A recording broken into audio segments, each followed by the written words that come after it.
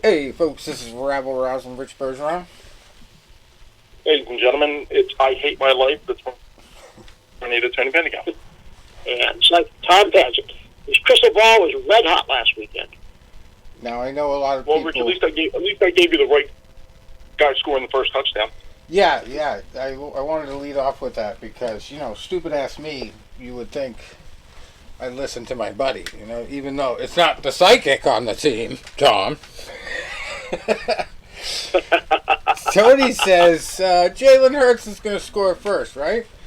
So what do? I go and make like 7 different bets on who's going to score first. And, I'd love to be on the show telling you, yeah, Tony, I made $1 million off your bet. But dumbass me made $17. $17. That's all I made on that one. That one. I didn't parlay it into anything else that paid off. So, I just bet it straight one time, and I was like, how could I not at least do 3 or 4 bets based on that could have paid off? Like Travis Kelce anytime score, I could have done so many other combinations of it. But I think part of it was I parlayed a lot of them that I did do with fights, and I've had real bad luck with fights. But I just found out literally like yesterday that you can bet on different combinations of outcomes. Like you can say such and such will either win by this or her opponent will win by this. And I'm like, what the fuck? Double chance alternate victory, they call it. I'm like, what? So I started messing around with those today. And anyway. So the other fucked up one that I won, okay, instead of listening to Tony and be talking to you as a millionaire today, I won the one that was just outrageous. It shouldn't even have been a bet. And probably was the difference in the game since they didn't go ahead and score a touchdown at the end. But, the field goal kick that hit the upright. Oh, wow. $20 that paid off for me. Like $1 bet or something like that, $2 bet. So, those were my only 2 wins, and I lost every other parlay. The one Chiefs parlay I could have won, Travis Kelce had 2 yards short of 85 yards, I think it was. And he got hurt on the last play, so he couldn't go right back in there and try to get 2 more. I was pissed. And then I had the winning point margin. I initially was hoping to bet 1-6, and it must have been I thought that there was not enough odds to pay off. So I did 7-12 for the Chiefs. That was my only choice for them to win. Everything else was Eagles. So yeah, I had a bad day too, Tony. Of course, this is the 5-year anniversary of you eating your fucking lobster tails from when the Phillies beat the Patriots. I saw that on Facebook today. I did see that today. I was laughing at that. Where I saw that today. I should have known. I always lose bets on the Eagles. But, I mean... bet me on this game, Jackass. I mean, good. The worst thing about it, I guess, is that Jalen Hurts fucking scored the one touchdown that even if the Eagles lose, I had these parlays put together where like Sanders had to score, and nobody probably would have picked Jalen Hurts 3 touchdowns, scored himself. Like nobody. I know. 2 would have been probably popular. I guess everybody, the top 2 touchdown score bet was Travis Kelce, and he just got the 1. But yeah, Jalen Hurts with the 2 touchdowns, that was crazy. But Sanders got hurt on the first play, and I had all these damn parlays with Sanders, so that fucking royally. It was him just getting a touchdown away from getting like $300, I think, on one of them. And the fucking one chance when he's back in the game and they're on a drive, they're on the 2-yard line, the one chance for Sanders to come in and score, Jalen gets another one. It's like, what the fuck? Yep.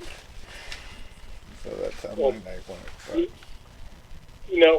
Next year. And Tom, I know you're not on social media, so a lot of times you want to see some of the things I post. So I just sent you guys the one thing I wrote, and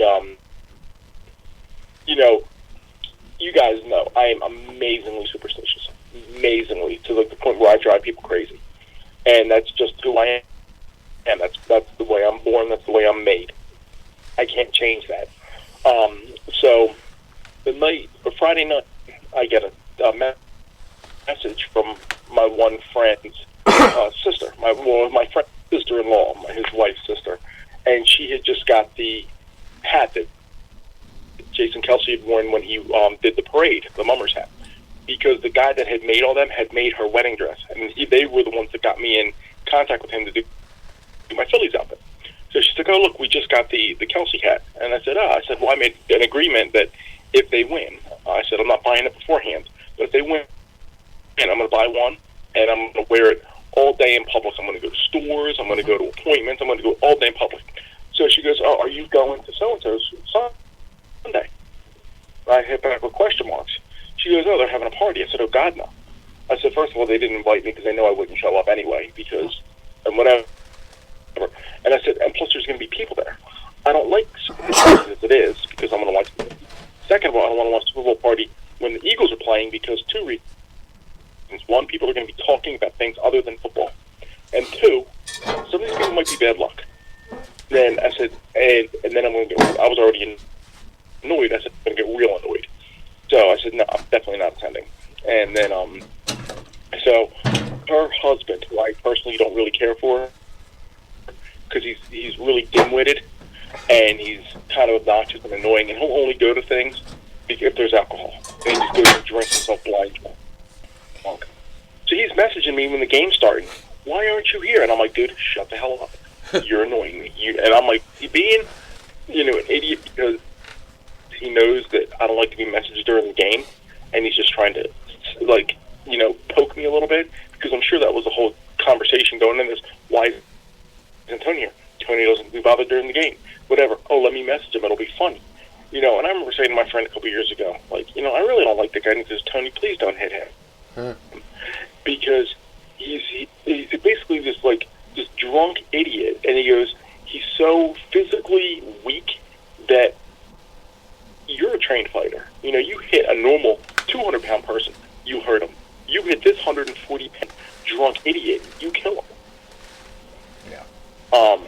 So I messaged his wife the next day, and I'm like, she's like, "How you feeling?" I'm like, "Well, not too good, whatever." I say, "Hey, why was your husband messaging me during the game?" "He was drunk. He's such an asshole." And I'm like, "Well, you shouldn't have brought him. You should have just gave him a six-pack and left him at home." But yeah, I would have been really, really, really, really like, why are these idiots here during the game? They're bad luck. So the next day, I'm pretty frustrated, and my friend's wife had won one of the quarters on a block pool. So I texted her. I said, "Hey, I just want to get everybody paid. I want this done. Can I Venmo you?" She goes, "I didn't even know I won." Whatever. And then she said something and something back, and something like, "How you feeling?" I'm like, "Oh, I'm not feeling too good." "Well, there's always next year. They're a really good team." I said, "I don't want to hear that. I don't want to hear there's always next year, because, Tom, how many years have you been around a team that you thought had a good potential, and then you wait till next year, and next year has a problem?" And I remember... yeah. You're talking to a Red Sox guy here, Tony. 1964. Yeah. So, and Rich, with the Red Sox, they went 86 years. The Cubs went like 108 years, I don't know too many 108-year-old people that, So, the one thing I wrote you was back in 1993 when I was, 17, and the Phillies lost, and they were like a hot team. They were the sweetheart team, and it's like, and they hit that, and then the guy hits the home run to win the one game and win the series. And I remember standing there, I had tears coming out of my eyes. I shook my fist at the TV, and I said, "We'll win it next year." Well, next year they went on strike anyway. With them next year, they're back in last place, and that next year didn't come for 15 years. Yeah. With the Eagles, it was like, in the early 90s, well, we're gonna win next year. We lost to the players, we'll win next year. Oh, wait, our quarterback just got knocked out on game 1. He's out for the season. We have the greatest defense ever, but our quarterback's out, and we missed the playoffs. But then we'll get him next year. Wait, one of our players just died in a car accident. Oh, shit. And then so what happens? Well, we'll get him next year. No, you didn't. And next year waited 25 years. So I said something stupid like, because sometimes when you're frustrated, you say something and it gets interpreted the wrong way. And I said, you know what? I said, I'm tired of hearing that shit. Because I said, how many next years do I got left? Oh, my God, now they're putting me up. It was hard to watch. I'm like, and they're like, oh, my God, what are you saying? And I said, you know what? I'm not even answering you right now. I said, you know, and then I just put out a Facebook post so everybody can see it. I said, I say something out of frustration, it gets interpreted the wrong way. I said, I just want to let every one of you know, yeah, ain't getting off that easy. I'm staying around just to annoy you motherfuckers. Mm-hmm. Well, there was some controversy in the big game. There was some controversy in the big fight. You know, penalty in the big game at the end. Now, I mean, beyond the end of the fight, the big controversy comes out of something that some people called a robbery. Other people thought was fair. The fact that it was in Volkanovski's backyard, and the big pound-for-pound fight in UFC 284 in Perth, Australia, it didn't seem to matter. Islam Makhachev did Rich, before we go any further, what did you think? Well, before I want to talk about the fight itself, we have to talk about the aftermath of the fight, where it was alleged, and we talked about this last week, where Alexander Volkanovski was poking fun at Islam, saying that he looked weak from weight cut. Now the biggest controversy after the fight is whether Islam Makhachev illegally did an IV drip. And today, this came out where somebody's not telling the truth. UFC themselves said it's legal now to do the IV up to a certain amount, supposedly. And then the Australian Athletic Commission, which would be in charge of that, came out and said, no, it's not legal. So, somebody's wrong. And I would say that it's probably the UFC in this situation. 9 times out of 10, when they go outside the United States, somebody else is in control of the drug testing and everything. Sometimes they even have to hire their own company. But it's got to be somebody else. It can't be the UFC. Well, there was one issue with Kung Lee, I think, years ago, where the UFC did their own testing. And it turned out to be a disaster. But here, you can't really do the testing for the IV. But they say that if somebody is on a particular drug and they do an IV, that's why the number one reason why they won't allow them. It's because they'll mask that drug. I'm not saying Islam was a drug cheat, but it sounds like he rehydrated with an IV, which would be completely illegal according to Australia. Perfectly okay according to the UFC. So anyway, as for the fight, I thought, now granted, I have not reviewed the entire fight, and I have a lot of lag issues. Okay, I pretty much saw it like 15 seconds at a time. But whenever I saw Islam supposedly doing ground control, he wasn't advancing his position, he wasn't really landing many strikes. I thought the best ground position he had, Alexander, was landing all the strikes by getting creative and, throwing blindly up above his head. I don't know if he was doing it through the monitor or what, but he's definitely, Islam's got a big head to strike. And he was worse for the wear after the fight. I thought all the clips that I saw, Alexander pushed the action every time there was striking involved. He got hit by 3 or 4 good clips, every couple rounds. But other than that, it was just the wrestling that won it for Islam. And, they say you got to beat the champ, but Alexander was a champ too on it. And he's at home. So I had him by decision in a nice parlay that fucking failed too. I got like $20 off another combination in it, but man, I was lucky enough to pick right Yair Rodriguez by submission in the co-main event, and then going into that fight, that would have been 3 out of 4, and I would have won a couple $100 off that parlay alone if Alexander got the decision. So I was rip shit. Because what I saw that night, I mean, I was just like, no chance Islam won that fight. He is obviously the UFC favorite because of Khabib.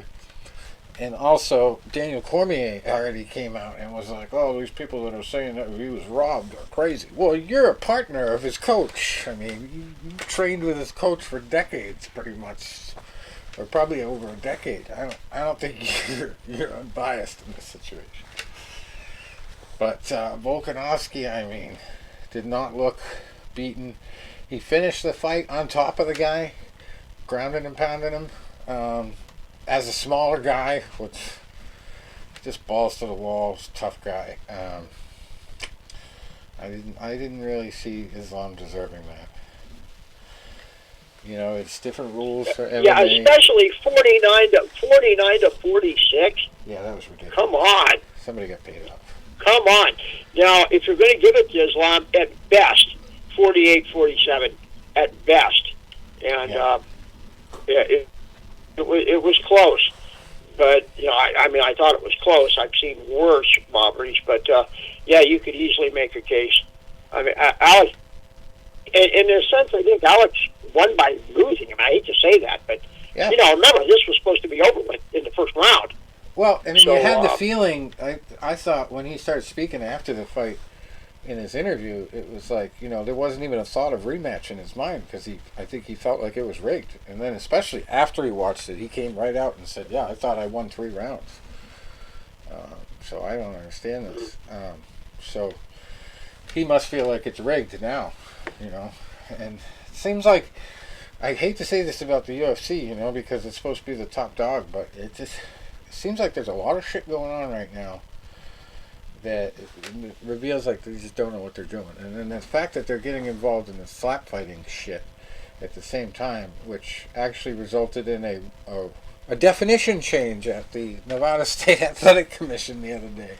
Apparently, I don't know exactly what it is, but they had to change the definition of slap fighting, probably to insanity.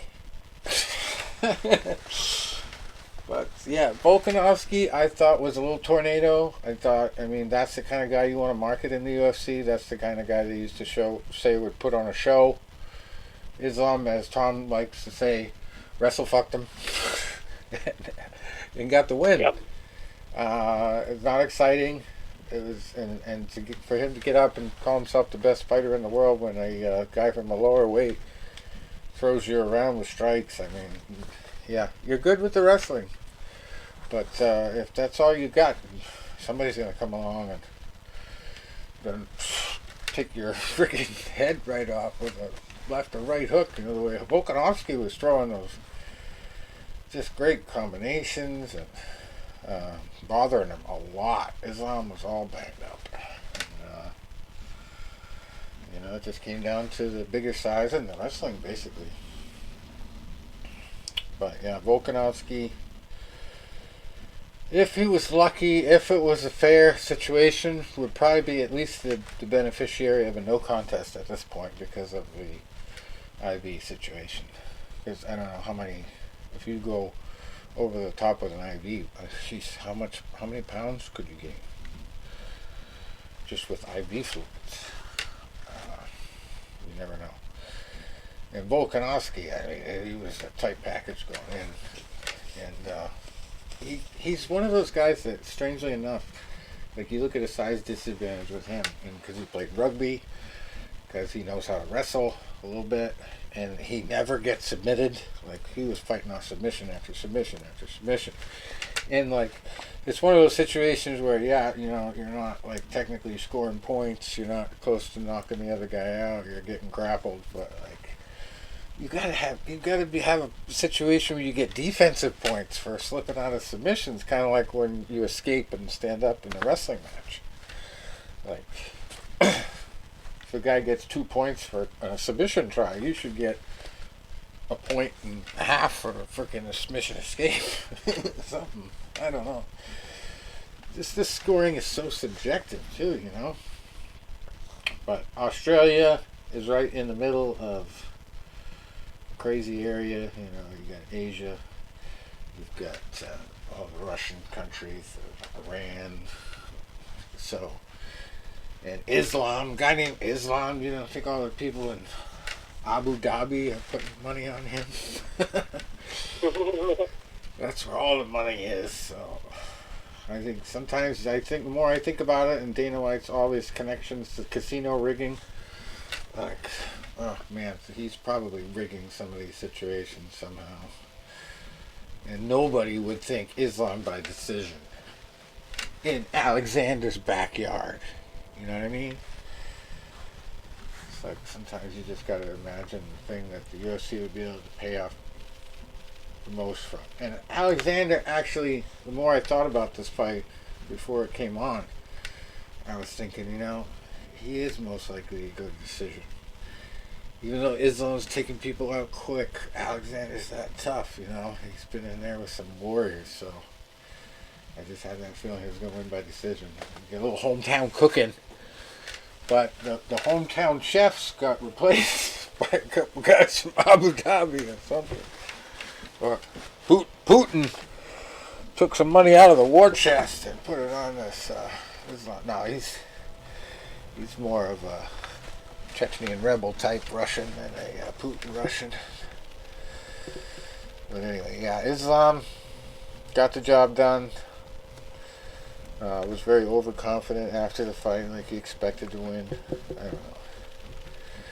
I'd say I don't like him, but he does have a decent style. It's one of those things that ain't pretty, but he got the job done. But I really thought Alexander, for the excitement factor and just for the the round scoring, that from what I witnessed, every time they exchanged, Alexander got the best of Islam. So I just didn't see it, except for the wrestling. It is what it is. Anyway, so co-main event, Yair Rodriguez embarrassed the shit out of Josh Emmett, made it really tough for Alexander to go back down. But he was ready for it. I think that's impressed him more than anything, was the fact that he was going to go against the guy that wanted to sit there and strike like that, which Islam didn't seem to want to do. Islam wanted to fight smart, stay at distance. So that one could be the one that really steals the show, Volkanovski versus Rodriguez. But Rodriguez ended up getting a submission, despite the fact that he started off with some vicious strikes. Had Emmett hurt a couple times in that round, and he got the triangle choke, 4 minutes and 19 seconds in round 2. Rodriguez has that style on his feet that back in the early UFC days, we're talking like 93, 94, we had some pure karate and taekwondo guys come in, and they just got slaughtered. Just slaughtered. Because that's all they could do.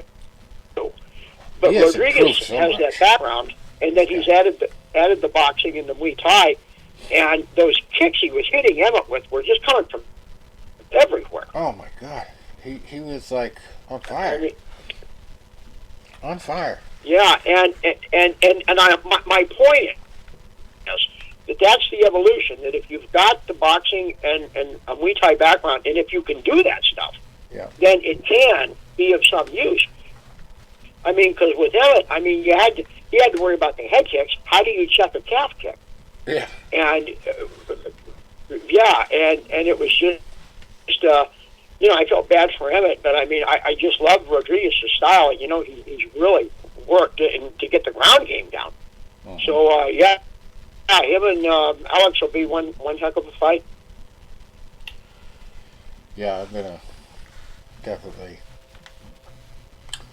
be watching that. Yair has just improved so much, and to think the UFC almost let him walk.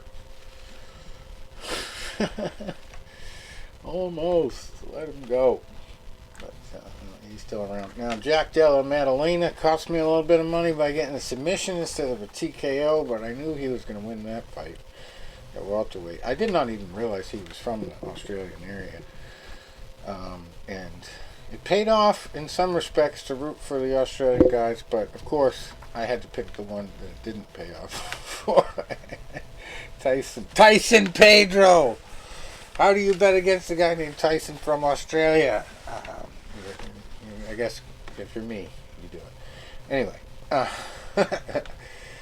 Jack Della Maddalena got a rear naked choke 2 minutes and 13 seconds into the first round. I think he did start it off with strikes. I never actually caught a good glimpse of how he sunk it in, but Randy Brown really didn't have much option there. Rear naked choke submission.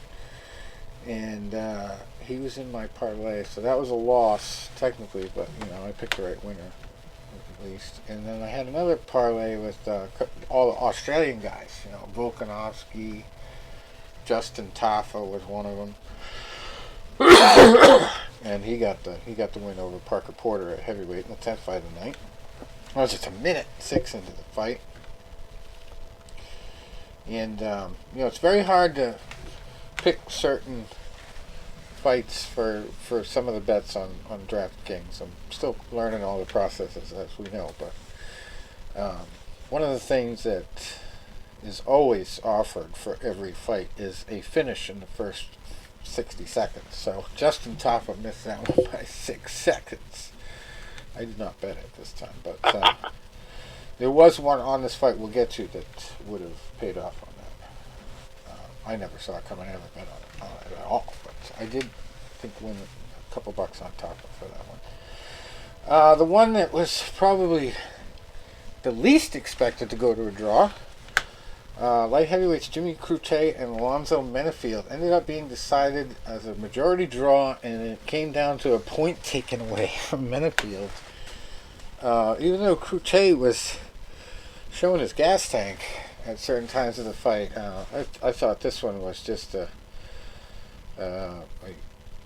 case study in why you need better cardio for both fighters. And there's a lot of strikes. Yeah, and some better boxing defense. I mean, man, you talk about back and forth and staggered and Queer Street and slobber knocker, Pier 6 brawl. I mean, on and on. Wow. We got our money's worth. Yeah, and I had Menafield. I wanted him to get the knockout or a decision draw. Never saw that coming. And every time you have a winning option in the UFC, the draw is always the highest odds. Plus 5,000 usually. Which means you get 51 times your money. If you bet $1, you get $51 off that bet, one bet. So it'd always be worth it to just bet $1 on every fight to be a draw. every matchup, just in case there's one. Anyway, Modestas Bukauskas came back after a layoff, and Tyson Pedro, ironically, was in the same situation. He had just recovered from a knee injury, which is what put Bukauskas out. And this one was just a clash of styles. I mean, Tyson was the favored guy at home. He had all the Maori warrior tattoos and everything, but he fought a very timid fight. He let Bukauskas take control of the action, and it went the distance, and it was just very unentertaining, especially when you got money on Tyson. Guy named Tyson, too. Like, what? Tyson fighting at home. Like, forget about it. Okay, and that was a light heavyweight fight. I kind of did make a quick decision. It wasn't one that I thought out and planned in advance, and was like, oh yeah, I got to bet on him. I was like doing the live betting when I picked him. And then probably the fight of the night, he even asked for it, was Joshua Koulibaly coming back against Melsik Bagdasaryan in the second round of that fight after getting one of the most vicious nut shots I have ever seen in a fight. Ever. Probably in one kick, you could, somebody would rather take all of the foul poles, low blows, throughout his entire career, rather than take this one kick. Unbelievable. Just direct shot. And it took him almost, I think, a full 3+ minutes. And everybody was saying he should take the full 5. But he only had 10 seconds left to go in the round, too. So he had another minute, and he even said afterwards he wished he took more time, because it was like, where they go right up in your stomach. You're not sure if they're still there. And Bagdasarian was doing pretty good up until that point. He was really beating him up. And the fight shifted in the second round, and rear naked choke finish for Cooley buyout. And he asked for the 50K. I'm not sure if he got it, but the fight before that was pretty crazy as well. Some younger guys, so they might not have got it. But Cooley buyout coming from Australia, I'm pretty sure they should have given it to him. If they didn't, it's a crime. Anyway, 6 fight of the night. This is the one I was talking about where if you bet first 60 seconds of the entire fight, there would be a finish. Didn't matter either way. You would win a lot of money on this. It was crazy odds. Clayson Rodriguez. And it was one of those ones where they showed the preview. They did the Ultimate Fighter somewhere. I forget where this one was. And he fought this guy Shannon Ross. And they showed both their styles. It was a 127-pound catchweight fight. And, right away I was like, geez, Clayson is very aggressive. He's probably going to win this one. And sure enough, instant analysis was correct. Clayson came out and, wow, just showed that he belongs in the UFC. 59 seconds. He snuck just under the 60 seconds. TKO from punches. Just took Shannon Ross right the hell out of the game. Night over. Sit down. Jamie Malarkey, Joe Biden's favorite fighter, also from Australia, beating Francisco Prado by unanimous decision in a lightweight scrap. He was close to finishing it a couple times too. Just kind of cruised to victory. And then we had a unanimous decision for Jack Jenkins before that against Don Shanis. I didn't see any of these ones. Kongkiak Sufisra, a strawweight fight, beat Elise Reed by rear naked choke in the second round. Blake Builder at featherweight beating Shane Young by unanimous decision. And the Elvis fight of the week. Elvis with an ELVES, Albez Brenner Oliveira at 158-pound catchweight beating Zubaira Tukagov by split decision. So yeah, not the best week in fight bets. And then the big game, as they call it, SuperBowl did not pan out well either. Anyway, as far as boxing goes, we had a big upset last week. A guy named Oh Shaky. Yeah. Oh Shaky. I'm not probably butchering it. Oh Shaky probably. Had a huge upset. Young up and comer beat a guy who was 36-0. And Oh Shaky shook him up. Navarrete was a good fighter. That was, yeah, you're right. That was a pretty significant upset. I did not see that fight. I saw the two fights leading up to it. Yeah, Ray Vargas, 36-0. Oh Shaky, I only read about it. I did not see it either. But at the Alamo Dome of all places, Oh Shaky Foster came in at 19-2. Way to get your 20th victory. And Ray was 36-0. Yeah, had to go. Like I said, the first two fights, they always do that wall, like if it's in the main event, and I'm always like, you know what? Let me just, and this is the famous last words, close my eyes for a few minutes, and then you're done. Yep.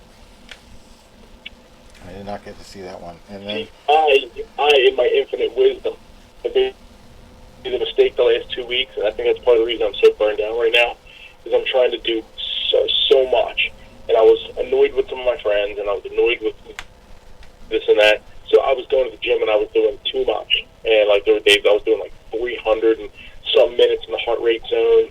The 1 week I almost had 1,000 minutes in it, and it was like I was in a 5-day span. I was really pushing myself, and then it was like some of them weekends. It was like at night. It's like, man, Tony, here's the deal.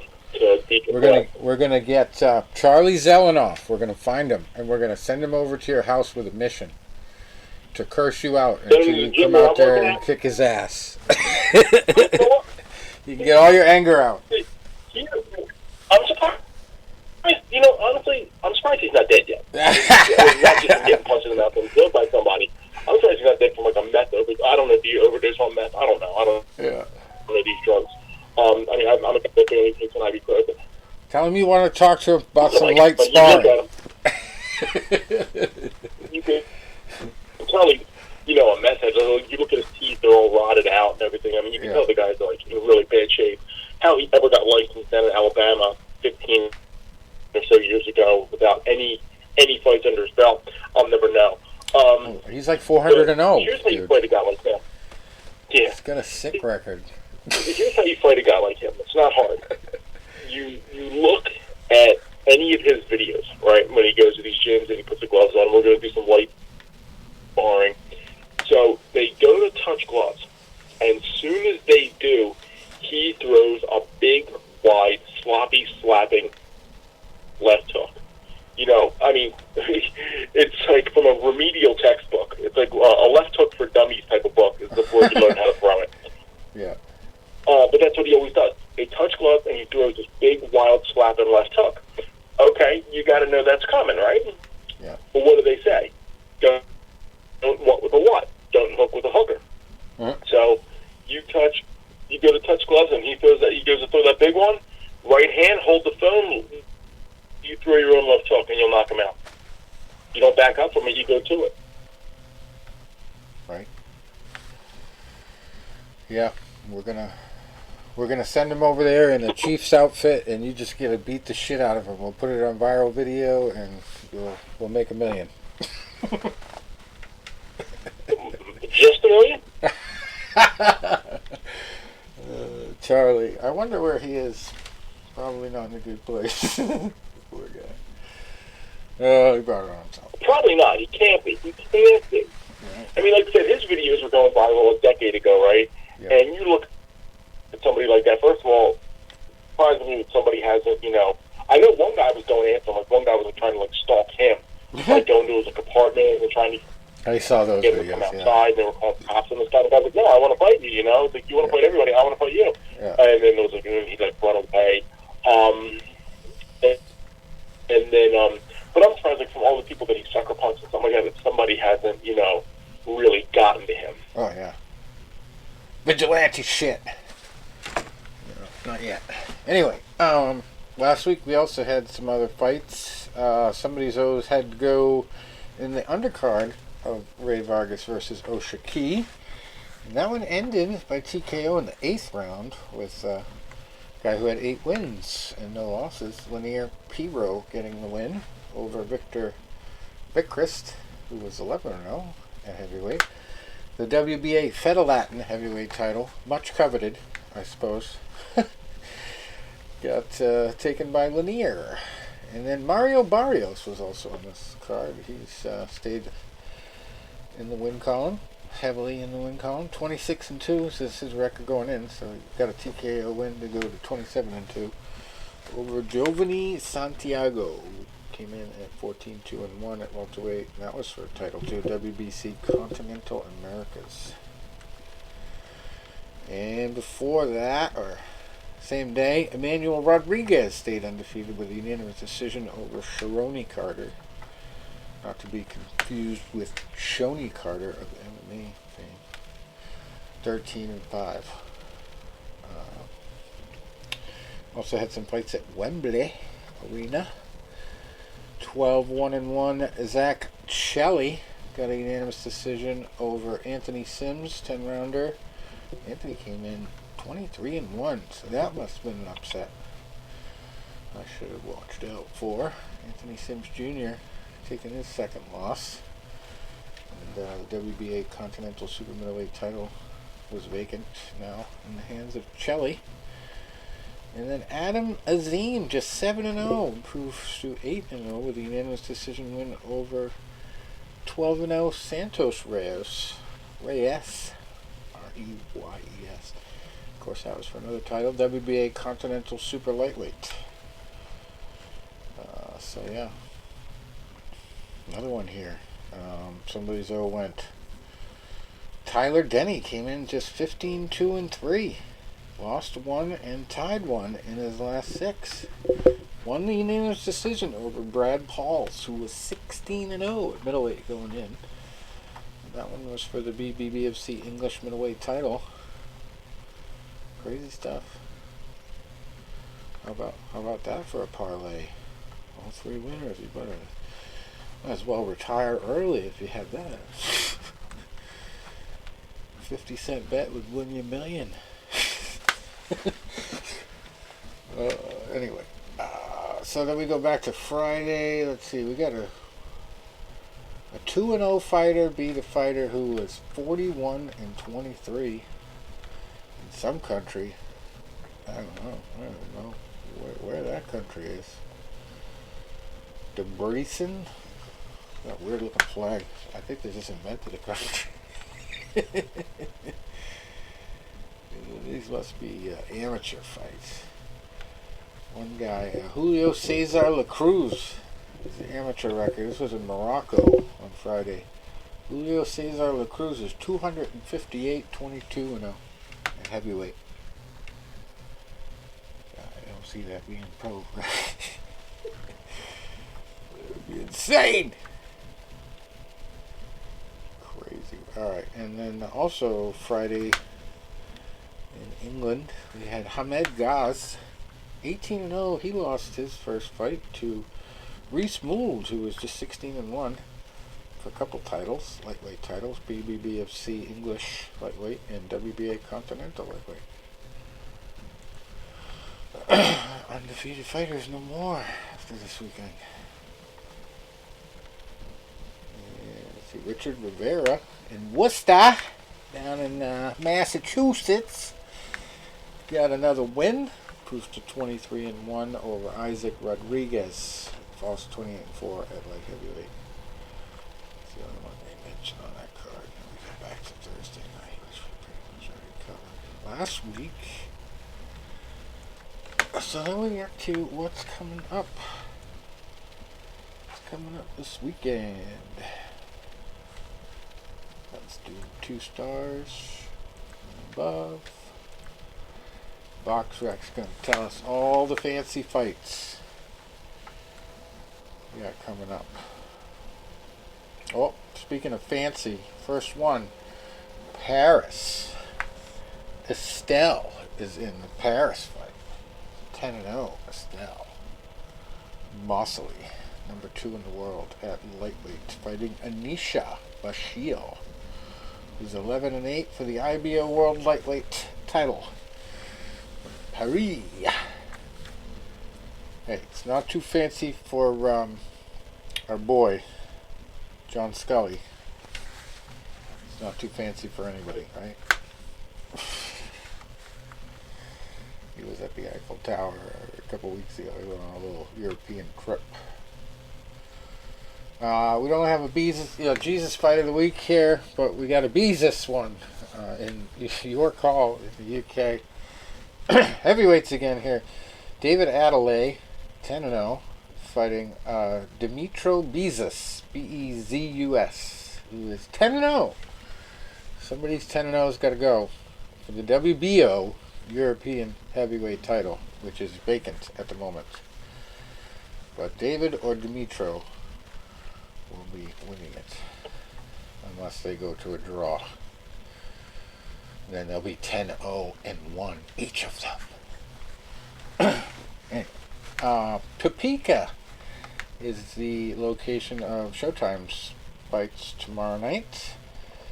That was also tomorrow night in the UK, by the way. So is the Paris fight, in case you thought it was Saturday. Anyway, so yes, must be Showbox. 12-0s in the main event. 12-0 Ardeel Holmes and 12-0 Ismael Villarreal at super welterweight.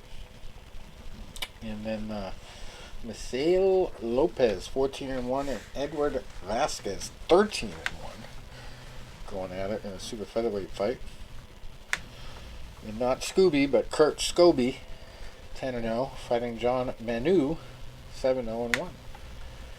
Somebody's always got to go there. 262 ranked Scobie is undefeated. And then Manu has the one draw. He's 7-0-1. He's ranked number 89. Super lightweight. Alright, and we got Saturday.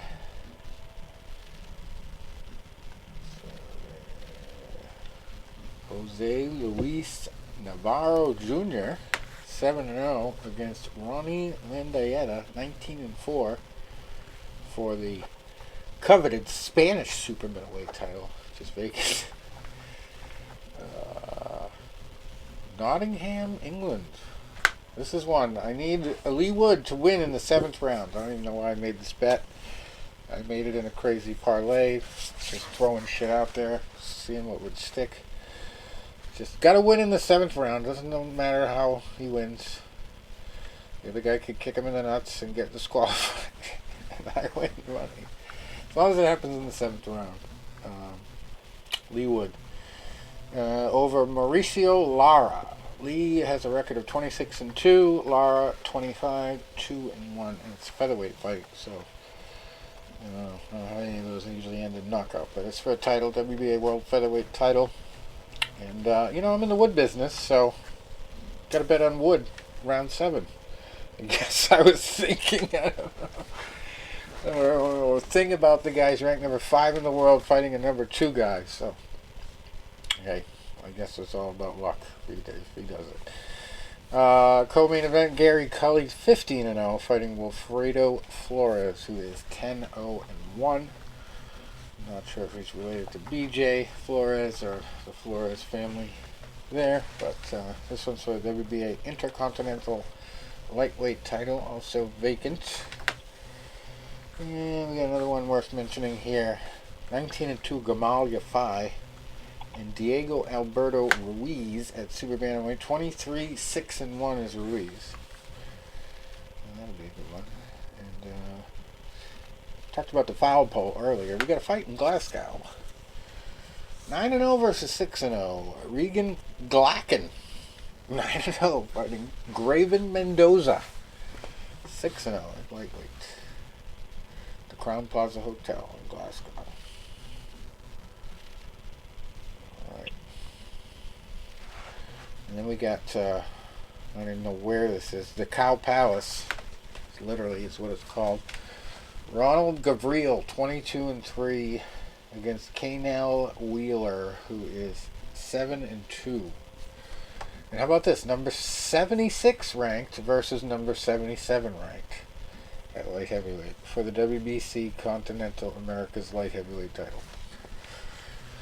76 versus 77.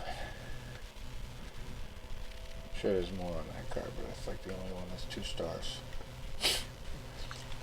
And on the zone, we have fights from the Fox Theater in Pomona.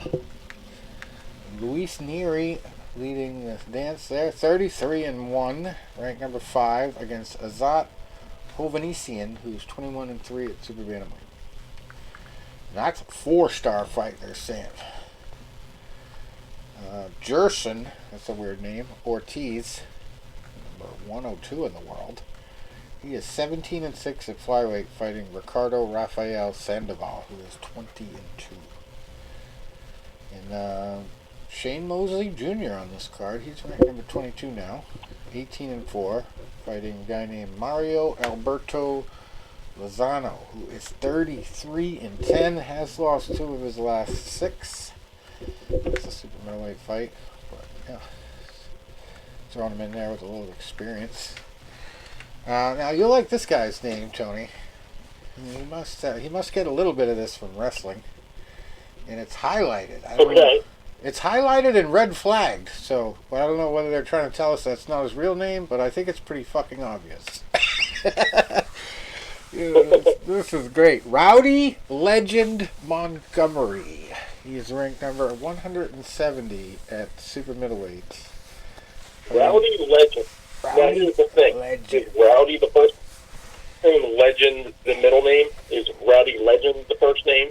I mean, it's questions that I'm going to need answered. He's red flagged and highlighted. I would say that's an assumed name. I'd never even seen the red flag on BoxRec. This is like the first time I'm even noticing that. But yeah, and then they highlight his name. So I think they're trying to tell us something. He's a CIA agent. No. He's number 170, and he's called Rowdy Legend, but he's 8-4 with one draw, fighting Christian Olivas, who, believe it or not, is ranked lower with a better record. He is 252 at super middleweight. He is 22-8. They both lost a few fights in their last 6. Rowdy seems to lose every other fight. From his last 6. Christian has lost 2 in the middle of his last 6. So yeah, that's gonna be a crazy one. And you gotta go. I mean, it can't be a Fight News Unlimited show without going from Rowdy Legend to Greg Outlaw on the next card. Greg Outlaw, he's number 109 in the world. We got Outlaws. 11-1, Legends. Fighting Willie Shaw, who is 14-4 at super lightweight. That's the last fight on Saturday, believe it or not, too, from Maryland Casino in Hanover. We go to the Outlaw from the Legend, Rowdy Legend. And speaking of wrestling, we never mentioned last week, the King Jerry Lawler had a horrible stroke, I guess. I don't know how he's doing now, but that was big news Yeah, last I heard week. that. Well, I heard he's conscious and he's been communicating, which is a good thing. Yeah. So hopefully that turns out well. So yeah, that's the last fight for Saturday. So we got UFC coming up this weekend. You talk about a last-second opponent. I mean, this girl just fought like 3 weeks ago. Jessica Andrade, as they say down in Brazil, is stepping in to face Erin Blanchfield, who has never fought anybody of that caliber, but she is also a black belt in jiu-jitsu who could submit a girl even from Brazil at this point. So there's a lot of dynamics going into this fight, even though it seems like a mismatch on paper. A lot of people are picking Andrade by TKO, the way she just about embarrassed Lauren Murphy. But Lauren Murphy, I mean, she just had a couple good matchups strung together, and everybody thought she was the greatest thing since sliced bread, you know. But when she got pushed, every time she just broke. Like, I mean, it took her a long time to break. She had a lot of heart. She hung in there, but she's just like one of those type of fighters. She endures, but like she's not very good at dominating fights. Erin Blanchfield is 10-1. The only fight she's lost went to decision. So Jessica better be careful. He's gonna walk right over her. So one of my picks is Jessica by TKO or Erin by submission. That's my double chance alternate victory bet of the week. Now the other one, even though it's going to go 5 rounds, it's a flyweight fight. Erin Blanchfield only lost by decision in her one loss, so the other one would be on Andrade by decision, which is a nice high bet. It's a straight decision, high odds bet. Because Blanchfield's just really a tough girl. She gets any grappling in there and keeps Jessica in tough positions. Jessica could just get a little bit tired, and you know, all that offense and striking she's only going to get a chance to do here and there, and she'll win the scorecards, but you know, it'll take all 5 rounds. So that one's got those two dynamics, but Blanchfield, I think her best chance is submission. I mean, just bear a look at her record. I've got my whole matrix lined up, but this week I also checked it against some other people in the business, and you know, there was a couple early ones. I like to try to bet on some of the early fights because I want a quick result. You know, I want that money right before the main card even starts, you know. And the problem with doing that is, like, a lot of those guys are not very proven. Like, you can't really extrapolate anything off their record.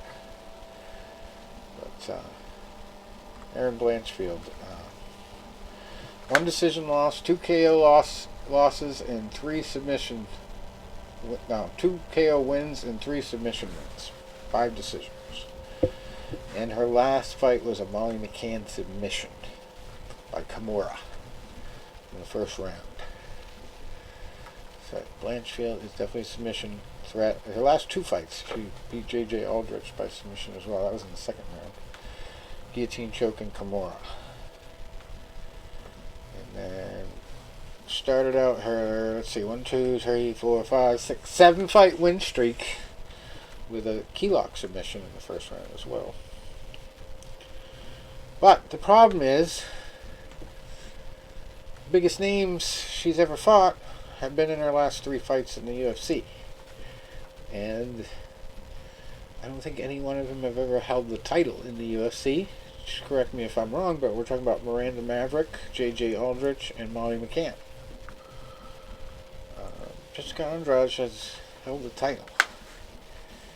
And it's hard to bet against a girl with her type of experience, so I'm just going to guess she makes a little mistake. If it's possible for Blanchfield to win, Andrade's got to make a little mistake somewhere, maybe 3rd or 4th round, and Blanchfield slips that thing in. But she's also got a couple first round submissions, so it's a possibility too. But yeah, if it goes to decision, I think Andrade has got experience alone. Gas tank. I think she's got that. But she is on a 3-fight win streak now with the Lauren Murphy win, Amanda Lemos before that, and Cynthia Calvillo. Those 2 before Murphy ended in the first round for her. Although one was barely in the first round, TKO for Cynthia Calvillo. And the only girl she lost to recently,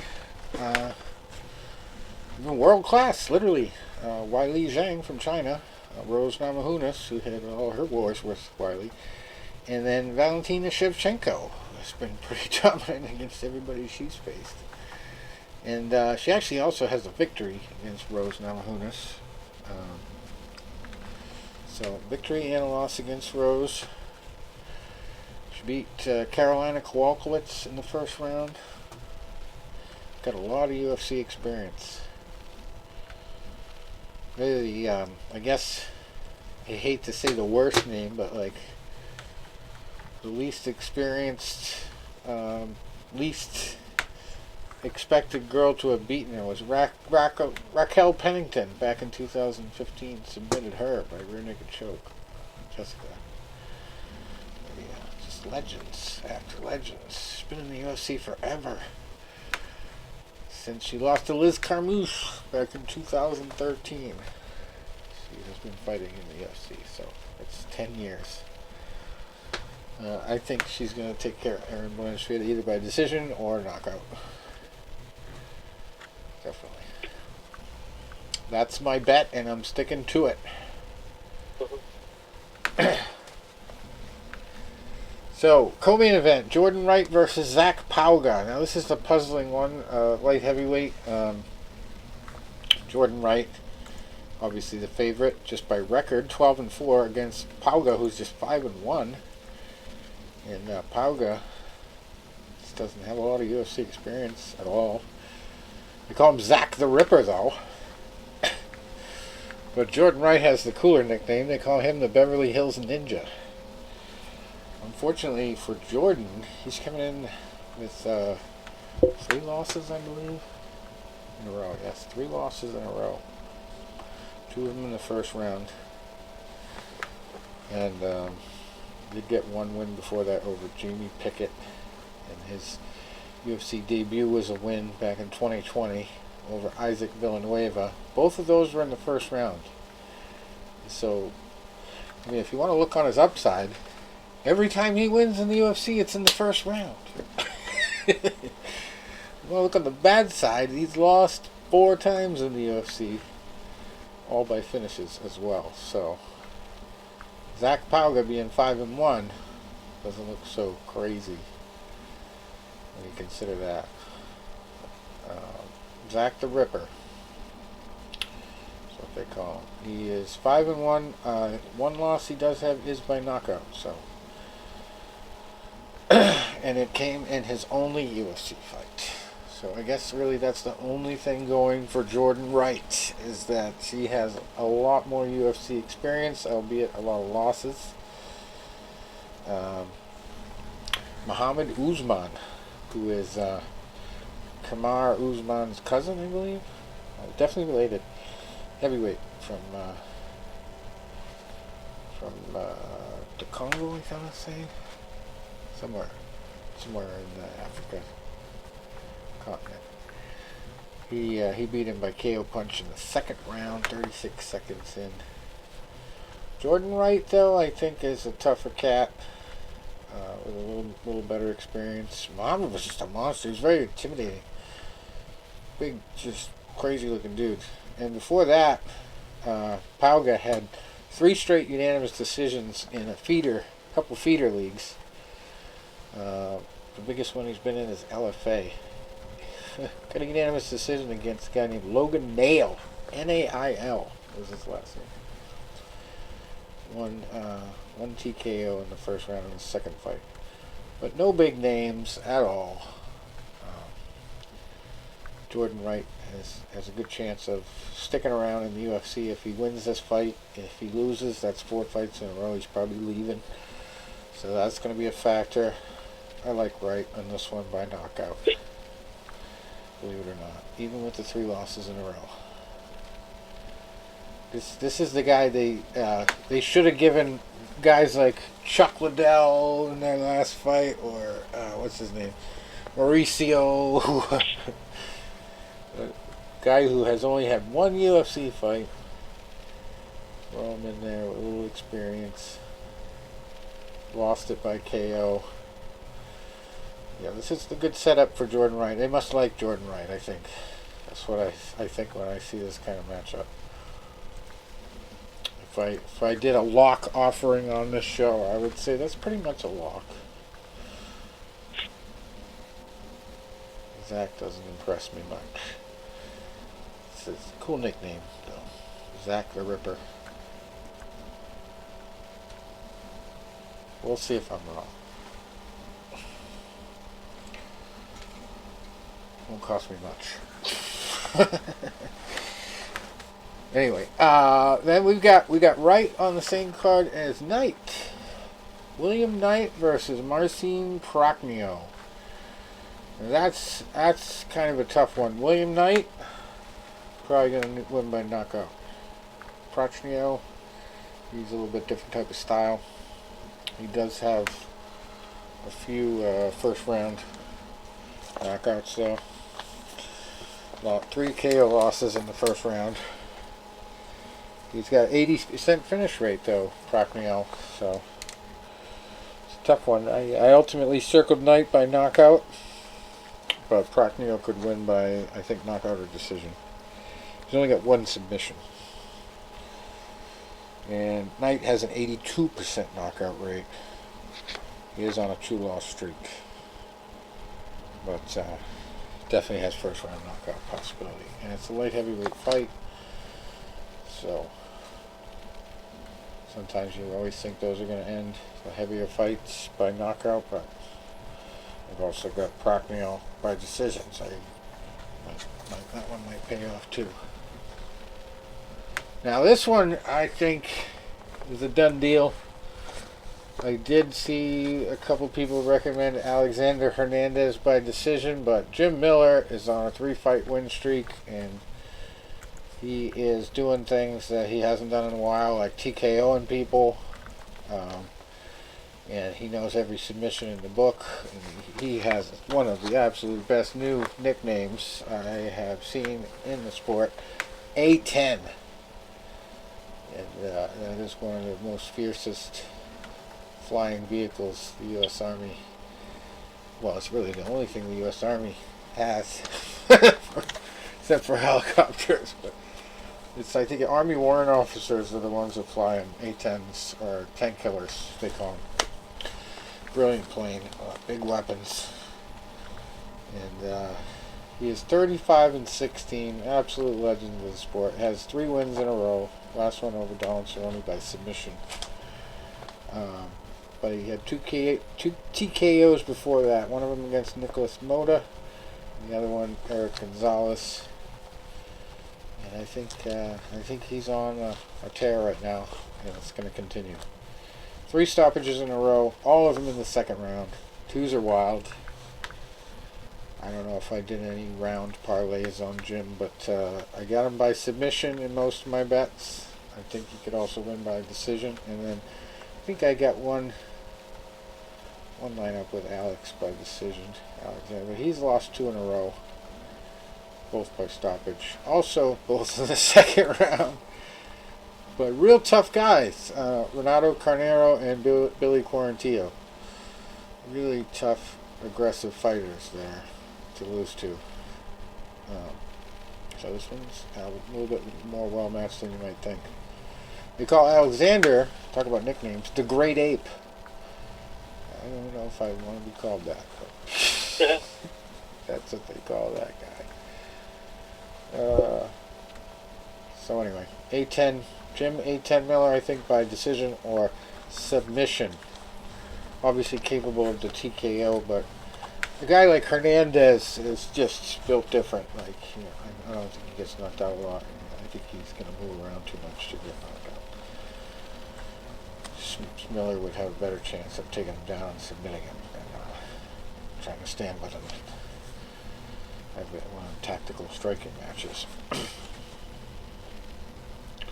Before that, we got a female fight. Lena Landsberg, 10-7 at bantamweight, fighting Mayra Bueno Silva. Hopefully that means good. Bueno. 9-2 with 1 draw. I'm going for her. Lena's lost a lot by decision. I believe she's lost her last 3 fights. This might be a retirement fight for her. Been around a long time. 10-7. But who knows? She might have a puncher's chance here. I'm definitely taking Bueno Silva by knockout or submission. Easily. She's got 6 submissions though, so probably submission is more likely. With 1 knockout in her 9 wins and 2 decisions. And she does have 1 draw. So you never know. But her last fight was against Stephanie Egger. She won that in August of last year by armbar submission, just 1 minute and 17 seconds in. And Lena Landsberg, I guess she's called the Elbow Queen for some reason. Must be her elbows. She doesn't have any submissions, but 4 knockouts. So that's probably why she's called the Elbow Queen. 7 losses, 3 of them by knockout, 4 decisions. And she is on a losing streak. 3 fights in a row. Carol Rosa, majority decision. Penny Kinizad before that, unanimous decision. And Sarah McMahon, unanimous decision. Last girl she beat was 2019. Unanimous decision over Macy Chasoff. So, if she wins, it'll probably be by decision. If she loses, it'll probably be by decision. Based on her recent performances. Last time she got TKO'd was 2017 against Aspen Lathers, a TKO in the 2nd round. And then before that, guess who gave her 2nd knockout? Or no, her 1st knockout of her career. No, it was her 2nd knockout. I was right. Cyborg Justino. Christiane, back in 2016 at UFC Fight Night 95. That was her debut in the UFC. That sucks. 2 minutes and 29 seconds into the second, though. She made it pretty far. She was on a hell of a streak. She lost her first fight and then just won everything after that until they threw her up into the UFC against the beast herself. It'd be a tough way to go out if she gets knocked out by Mayra Bueno Silva. Submitted. Alright. So before that, Actually, a couple of cancellations too. I think that was clever. We got Jamal Emmers and Hussein Askabov. Hussein is 23-0. There's a lot of knockouts and a lot of submissions, but he's been off for like 2 years. I don't know if it's an injury or what happened, but Jamal Emmers comes in with a little bit more activity, but he also has really no experience in the UFC. So this featherweight fight's really challenging to analyze, but Jamal Emmers 18-6. Yeah. Askabov 23-0. I think most people are going to go for the undefeated guy, regardless of his layoff. But we shall find out. And this one I stayed away from. Seen a lot of people had Philip Leans by decision. Oven St. Preux he's got a lot of experience. 26-16 at light heavyweight. Philip Leans 15-5. I put him in one parlay, maybe two, for a decision win at light heavyweight. But I don't know. None of these guys really impressed me. OSP kind of reminds me of a Czech Congo the way he fights him. He's got a little bit more punch. Czech is pretty cut to the bone, muscular. Anyway, third fight of the night, Nazim Sadikov. I got him heavy for a knockout. 7-1 at lightweight, fighting Evan Elder, who is 7-1 as well. But I think Nazim has strung together a few nicer wins against in a bit better league leading up to his UFC experience, so I think he's got the edge here. I did not bet on either of the first two. No, I did bet on AJ Fletcher. I didn't bet on the first fight. AJ Fletcher at welterweight, 9-2 against Semba Garimbo, who is 10-3. Both tough guys, but I think Fletcher, he's got like 4 of the 9 by submission, 4 of the 9 by knockout. He wins by one of those ways here at welterweight. And he's had a little bit of tough time in the UFC. So he really wants to make a name for himself in the second fight. Get this victory. Garimbo has a possibility of winning by submission. Got a lot of submissions. Yeah, I like Fletcher by stoppage. And then this one was a little bit harder to pick, even though one guy's undefeated. Clayton Carpenter, 6-0 at flyweight, fighting Juan Camilo Ronderos at 4-1. I just stayed away from that. I didn't like it. You can pick it however you want it. I think it's a toss-up. Yeah, Fletcher's got 4 TKOs, 4 submissions, and his only 2 losses are by decision. He has lost 2 in a row, though. With 2 pretty big names. Anguissa and Matthew Sennel. So the only other event we got coming up this weekend, BFL Challenger Series. Week 4, lightweights. February 17th. We've got Elvin Espinoza, 7-0, against Damir Ferhatbegovic, 6-2-1. Lightweight, obviously. No, at 158-pound catchweight in the main event. This is from Orlando, Florida, Universal Studios this week. And then third match of the night, we got Paulo Henrique Lea, 14-5, fighting Manuel Souza, 9-0. Antonio Caruso next, 8-1 against Anthony Romero, who's 11-1. And first fight of the night, Charles Deca, 4-2 against Jose Aguayo, who's 5-2. Those are all lightweights. I like the PFL. They're nice and small. Wondering when we're going to see Jake Paul's first fight. He's not fighting this weekend, is he? Against Tommy Fury? That can't be this weekend. I think it's next weekend. Next weekend, okay. So, I gotta alert the FBI.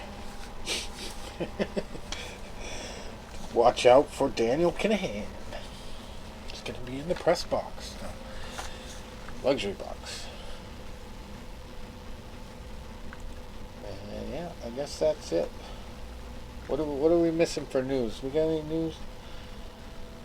Oh, Manny Pacquiao wants Well, I was looking up Charlie Zelenoff, and there really hasn't been any updates in a year. Oh. Welfare check. Go over there in boxing gloves and do a welfare check on him. Sorry, welfare check. He'll think you're talking about another welfare check, though. He'll probably answer the door. Yeah, right. Poor guy. Anyway, so yeah, there's some news that Double News came out yesterday. I found a headline talking about Manny Pacquiao coming back to fight Conor Benn. Just weird. He's such a young guy. Really? For Pacquiao to be challenging. And then it made me think of our former guest, Tricia Morrison. Conor Benn is supposedly fighting with like 300 pages of documents his drugs test. He canceled his last fight. Thinks it's a false positive, and there's a big to-do about it that I have not heard about until recently. Like, how did this go below the radar? It's one thing to fight an allegation like that, testing, but to come up with 300 pages of documents. I mean, you don't do that kind of work unless you're right, unless you think you're right. I wouldn't suspect that they would even listen to him unless he, had conviction and insisted this has got to be wrong, So I don't know whether he's still suspended over that or he's fighting it just for the financial losses and he's planning a lawsuit. But yeah, that was the other half of the story that I was kind of a little bit shocked about. But not surprising why it would be swept under the rug. Because, so many outlets were just like automatically jumping to the idea that this guy's a cheater and, never should fight again, probably a lot of people were saying. So, if he's right, and it was a false positive, that's going to be a pretty big deal. Anyway. So we shall see. Alright, so I guess that's it for us. What drives me nuts? I'm in the middle of I'm learning technology right now. Cause I'm not the brightest bulb in the world, right? So I was at a Phillies game last year, and I was doing a photo. A guy was like, "Hey, will you do a photo with me?" I said, "Of course." So I do a photo with this guy, and I hand him my card. Now my card is like basically it's like a picture of me with all my socials on there, like my fan page, my Instagram, and my hashtag. So I said, "Hey, buddy, if you wouldn't mind, if you post that on my page, use my hashtag, whatever, help me get some, publicity." And the guy's like, you know what you need? You need this thing called dot cards. And they actually give you a QR code. And you put it on your phone, or pretty much anywhere you go, I guess you can put it on your phone. And people will then, they'll basically take their phone and take a picture of your card, and it'll automatically bring up all your socials. So I'm in the middle of doing that. I'm like, I got Florida coming up in a few weeks, so let me do this right now. So I'm doing it, and I'm signing up. It's like $20. Not a bad deal. As soon as I sign up, I'll add you to our list. No. I don't want to be on your mailing list. I need the service one time. Once. Right. Wow. I probably should have bought two of them, but, Looks like I won my $20 back already tonight on some bets on some shit I have no idea how to bet on. I did the NBA and hockey first time. And obviously, when you're betting on hockey and the Bruins are playing, you're going to, as a Bergeron, probably bet on a Bergeron, right? Well, how close did I come? First goal scorer, I bet on him. That was one of my parlays. And he got the assist, but not the goal. He had a chance to score right in front of the net, and he passed it off to Marchand to score. First goal of the game. just before we got on the show. But I must have won another one. No, I lost that one. I'm gonna figure this shit out. I'm telling you. There's one guy on this documentary I watched called Action on Showtime, and there's a couple great tips in that documentary, and it's all like whales, they call them, guys that really spend a lot of money and go to a lot of different casinos and seem to know what the fuck they're doing. But the funny thing is, they've all been to Gamblers Anonymous. They all talk about how they had to go to it at one point and figure out that they sucked at gambling, and they needed to figure it out, And one guy says it, like, his name is Vegas Dave now, very famous bettor, and he's the one who won $5 million on picking the Royals to win the World Series before the season where they won it at the end, like at the beginning of that season. Spring training, he made that fucking bet to win the World Series. Also, MMA combat sports angle, he bet on Ronda Rousey to lose to Holly Holm. Won, I think, at least $1 million on that bet. So, very good at picking the underdog, and he had one of the funniest stories about Gamblers Anonymous. He said he went and took it seriously. He lost a lot of his parents' money and his money. And he goes, the last day of Gamblers Anonymous, they had us tie a fucking note to a balloon, and they wanted us to let it go. And we were letting gambling go, and I said, fuck this bullshit, and I walked out. And then he figured out somehow that it wasn't really gambling that he sucked at, it was money management. So he started figuring out how to manage his money first, and then he went back to the gambling and figured it out. And he's making a killing at it now. And like anything you get good at, it's a lot more profitable not to do it yourself, but to show other people how to do it. So he makes a lot of money just saying, all right, here's a couple whale picks I'm going to put up for sale. Get on it now. And like he does all this social media shit and just basically sits there and watches games and analyzes all this shit in every sport.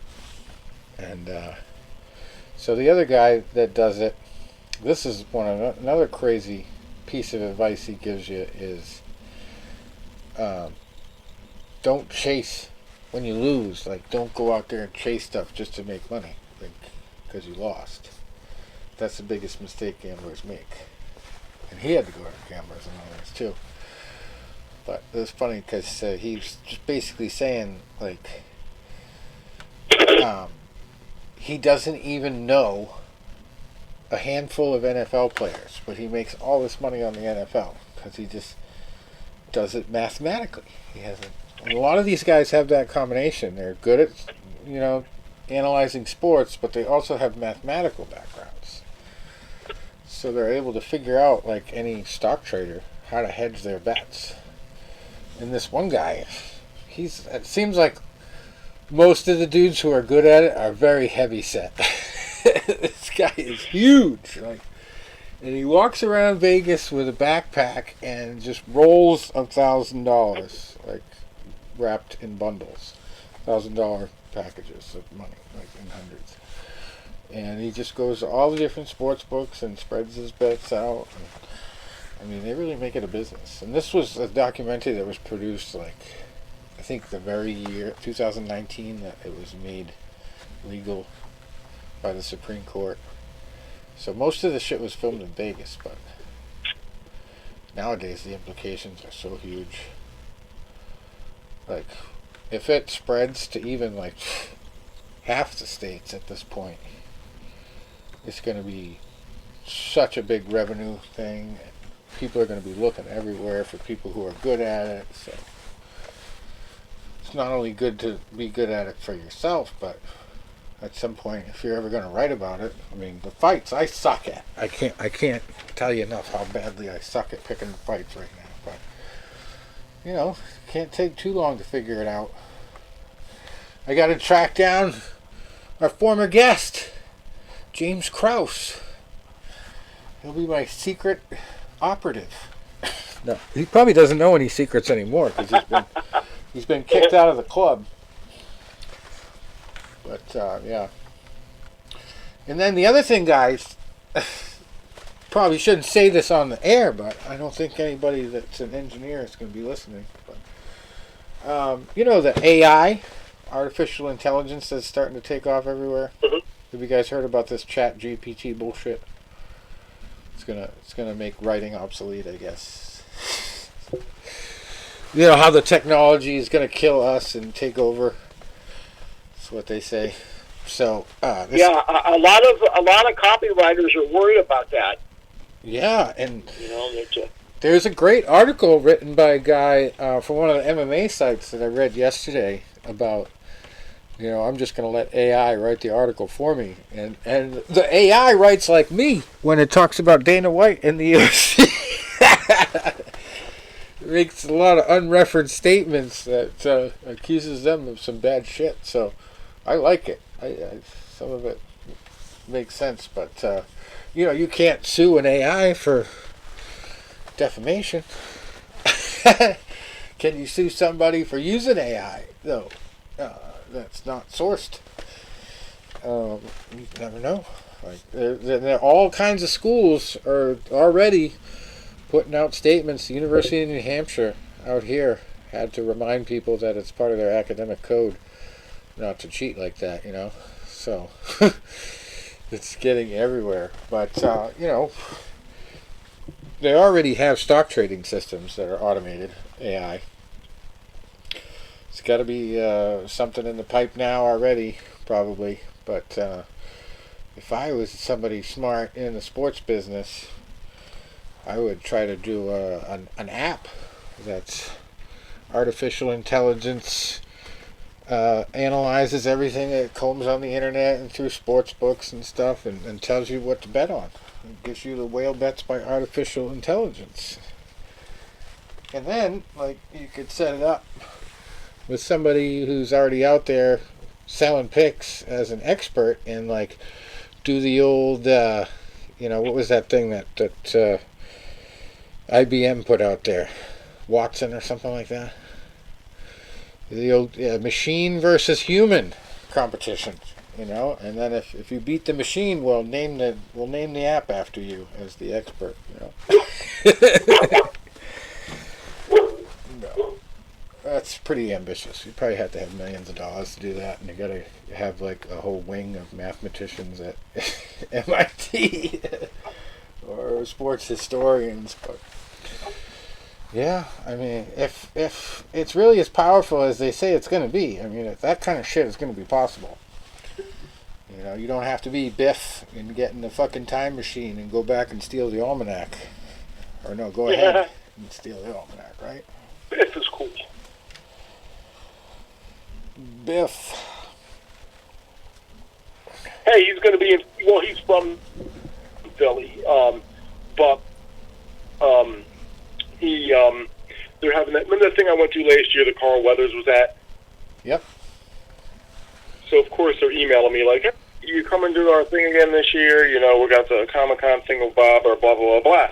And I'm like, well, if they have enough cool people there, and I want to get some photos with somebody, you know.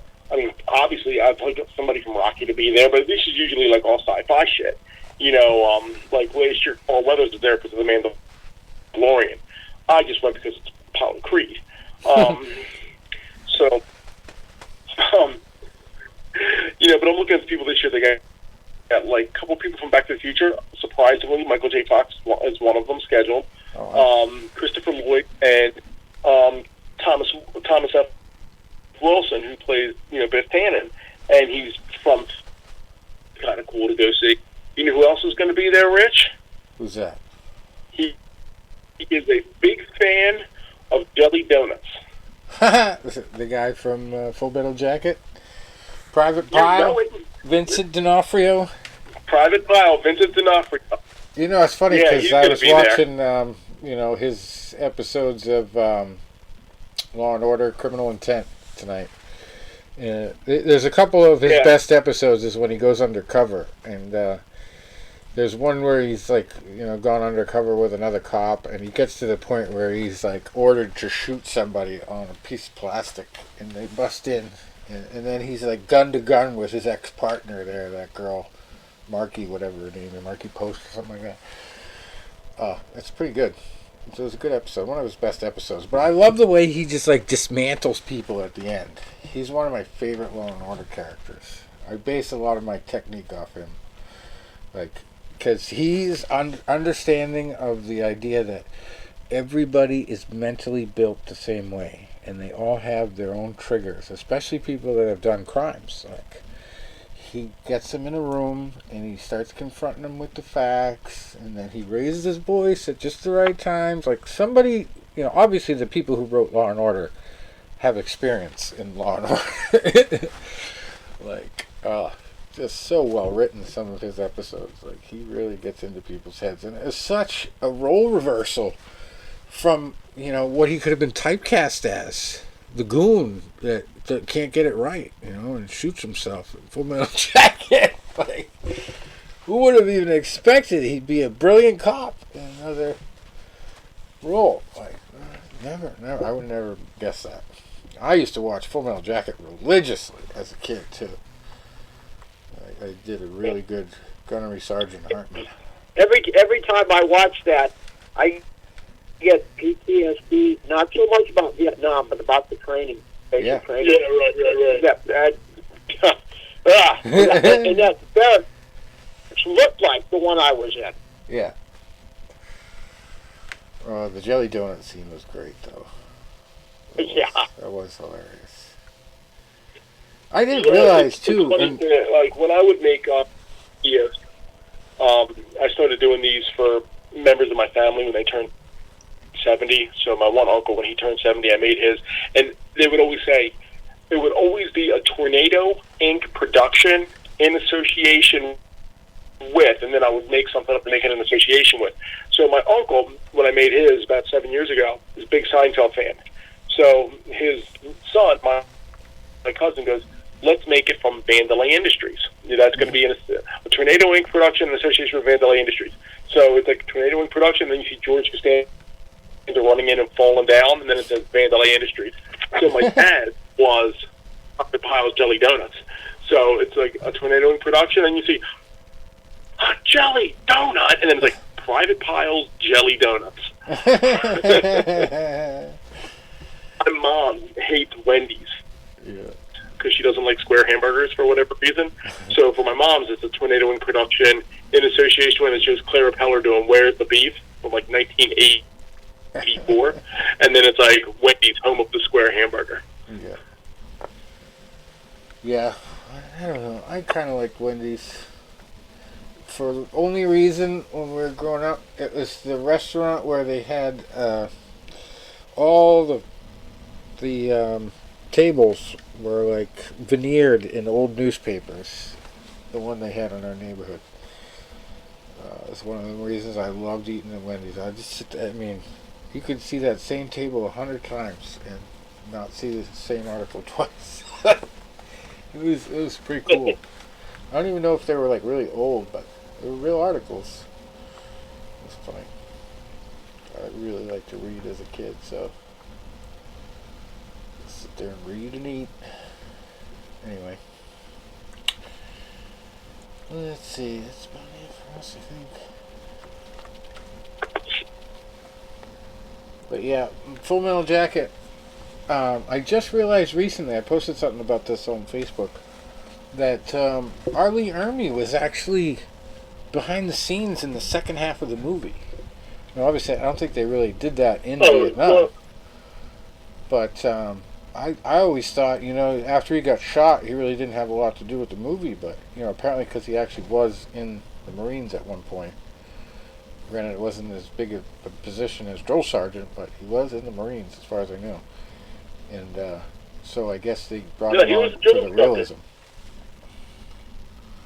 So, he was a drill instructor. You know that? No, I don't think he was. I think that was the myth. Well, but he was in the Marines. They said part of, and he watched a lot of the way he got the part was how they say it. They brought him in as a consultant, and he was like, I don't think that I guess he didn't like the way they were doing it. So he goes, you know what? Let me do it basically the way he would do it. And then he gets up there and he starts berating like everybody to the point like they were throwing like tomatoes at him while he was doing it. They said he just went on like a 15-minute tirade. Never broke character once, never did anything, and then they give it on the part. Oh man, yeah, I could see him doing that. Even his last show that he did, it was like something with mail. Like he would get mail and read it and talk about call. military shit. My dad still watches it. Yeah, it was a good show. Very smart guy. Very underappreciated. Anyway. I gotta go watch some slap fighting, said no one ever. Yeah. I don't think I will ever bet on a slap fight, I'll tell you that. Dana White actually got me thinking the other day. He's got a parlay that he put out there. Any which way they go bets on the slap fights, either guy winning. And then 2 fights on the UFC. 2 bets on the UFC that were either way. And it's a parlay at station casinos, right? He publishes it on Facebook. Okay? First of all, why is slap fighting even a sport in the first place? Second of all, how the hell can you bet on it already? It's barely been legalized. Third of all, aren't the Fertittas rumored to be partners with Dana White in this slap fighting thing? I know I've said it. I haven't researched it yet, but if that's true, why is it any different than when the UFC was owned by the Fertittas and they couldn't have bets at station casinos? Why are they having bets at a station casino if the Fertittas are connected? I have to look into this because that could be highly illegal for them to be involved at all. And then Dana White publicly telling people to bet, and this is available at station casinos? On top of that, he's promoting it. Promoting an illegal setup, if that's true. Oh no, I don't know the official laws. Like, I'm speaking off the cuff here, but it seems to me it's pretty much the same exact thing as when they own the UFC. If they're co-owners with Dana White of this slap fighting league, and it comes out that it's the 2 brothers, who maybe Fertitta Enterprises is what they use as their holding company, that's pretty fucked up. Dana White's out there promoting it too. But yeah, I think that slap fighting league is probably going to be a bad move for Dana White in the long run.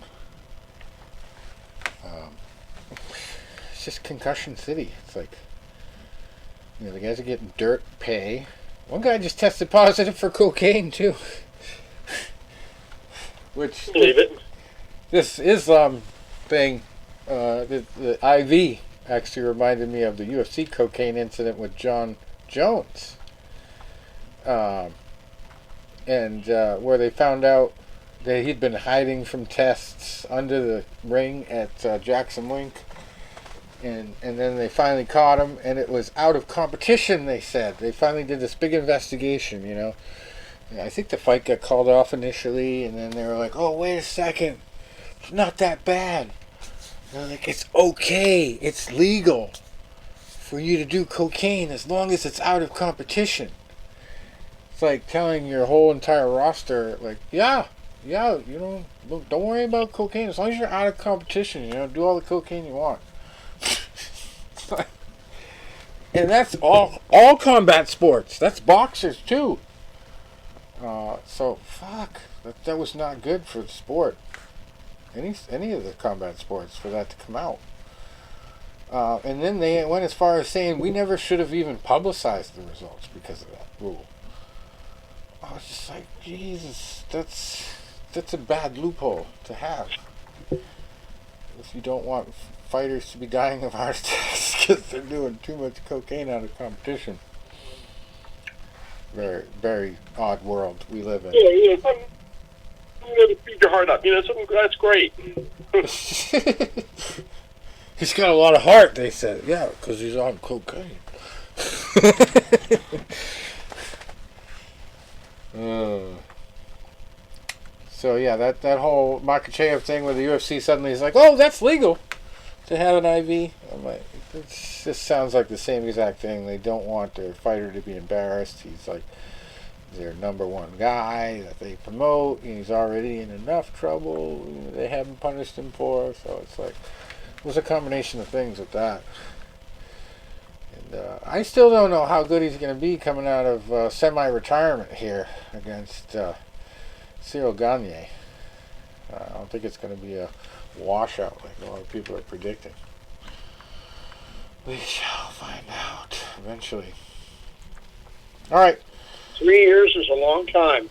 Yeah, that's a lot of ring rust, especially. Long time. When I've always been one of the philosophers of training in boxing and combat sports that shies away from a lot of high weight lifting.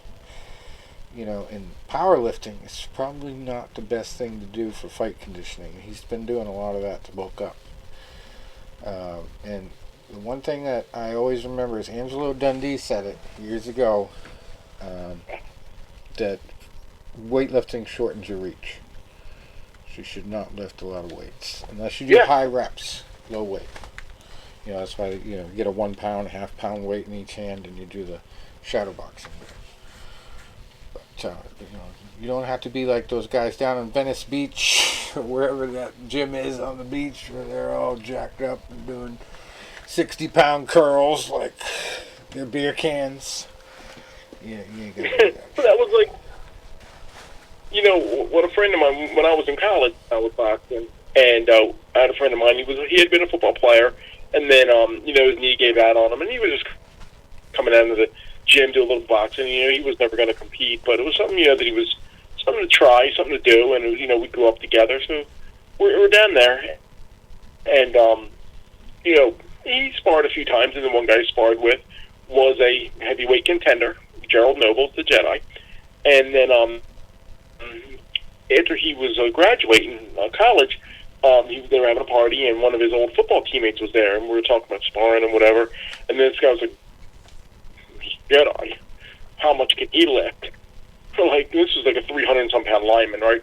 How much can he lift? I could probably outbench him. Like, yeah, dude, he'd bench your head right off your head right off your shoulders. Yeah, right. One left hook, and there, one uppercut, there goes your head.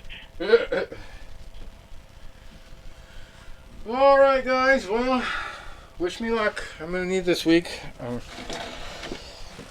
Need to win some big money.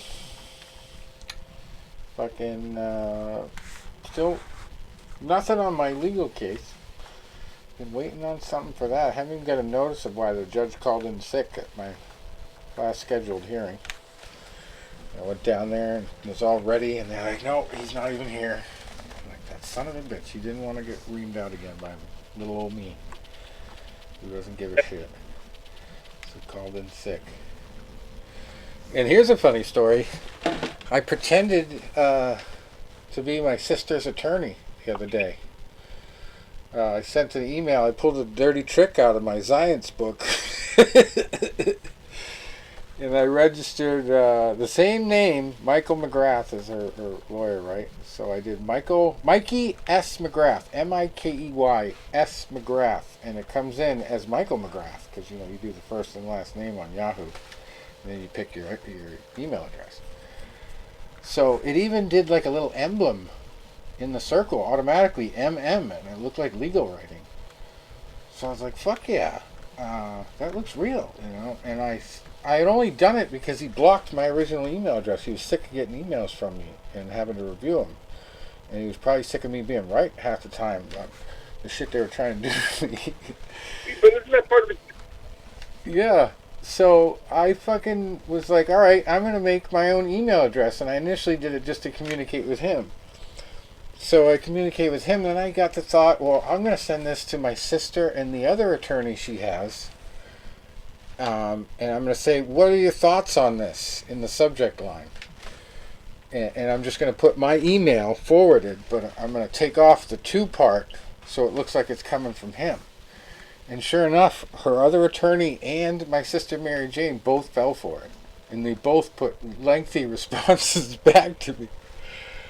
So I don't know if I could use it in court, like documented, a copy of that, because I kind of like pulled some strings there that I probably shouldn't be pulling, but I could definitely use it if I get to question them on the stand, because they made some very incriminating statements. Like, my sister Mary Jane was like, I don't even remember signing the second accounting. I thought my lawyer told me not to do it, and I didn't. She even said, oh shit, did I sign that? Because I was trying to act like the attorney, but I didn't put his name under it in the signature or anything. I went 3 or 4 emails back and forth with her, and she kept saying stupid shit. I was like, oh. She tried to say that she never understood a price for the property. And there's a whole second accounting where she signed that showed she knew about the price. So I was like, as your lawyer, I'm not allowed to... No, I didn't even say as your lawyer. I said, I'm not allowed to tell you how to testify, but I said, you should think about it. It's going to be very tough to defend if you try to say that you never understood a price when you signed the accounting. So, yeah. We'll see how that shakes out. And then we've had the administrator resigned. I think you guys knew that last time. Brought that up last show. So I got to find a new administrator before the 1st of March, or else we're going to miss another payment on the mortgage, unless I win $3,000 this weekend. That'll be fun. That'll be a good feeling. Just pay the mortgage every month on gambling winnings. That'd be really good to do that shit. Anyway. Till next week, I guess. Hopefully something shakes out soon. Spring is coming. All right. Winter is done up here, I think. Knock on wood. So. I'm ready for spring tree removal. Alright, guys. Thanks for stopping by. All right. All right, enjoy the fight. I'll send Charlie over tomorrow morning. Let me know what you think of that post I sent. Charlie Zelenoff will be at Please your door at 5:30 a.m. tomorrow morning, wearing proper attire. So, He'll have his boxing I'm in shoes an ornery mood, and I'm in an ornery mood, so I wouldn't be a bad thing. on. All right. I'll see you guys later.